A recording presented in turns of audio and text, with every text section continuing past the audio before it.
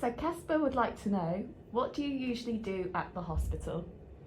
Well, in the neonatal unit, we look after very small babies that have decided they didn't want their birthday that they should have and they wanted to have a sooner birthday, and they've come along a bit early, which means they can't go home with their mums and dads straight away.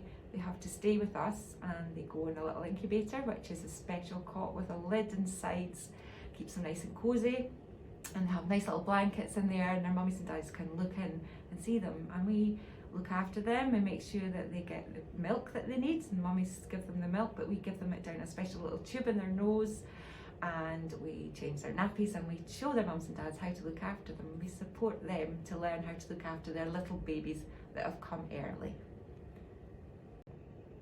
A question from Harry, how do you cope with the job? Well, Harry, I think that's a very grown-up question.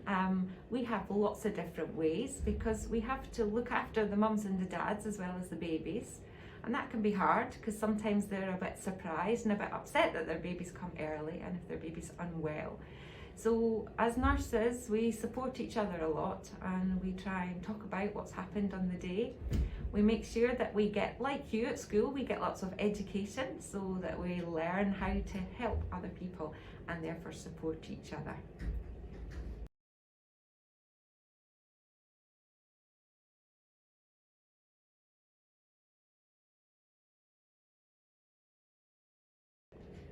Amy's question is, what are you going to do with the money raised?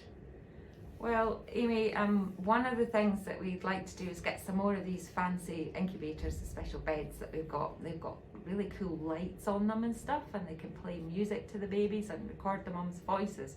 They cost really lots of money, like about the same as a car would. So we'd like to get 2 more of them. I know it sounds a bit greedy, but we really would like to get some more of them. We also have a special room for mums and dads to sit in and go and have a cup of tea, and we would like to expand on that. We've got another couple of rooms where maybe they could come and stay, and we want to make them more sort of homely as well. So there's lots of things for both the babies and the parents that we'd like to spend the money on.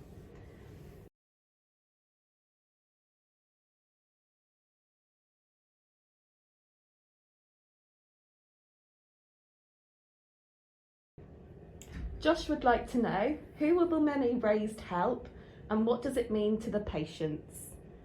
Well, the money raised will directly help the babies, especially if we get some more of the new incubators, because it's much more comfortable for them in there.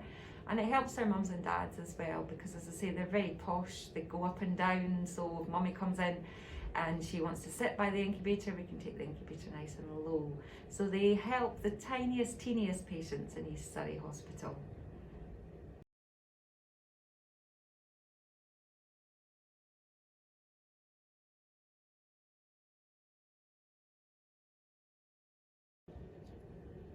Bella would like to know, how much money do you get given a year from the charity?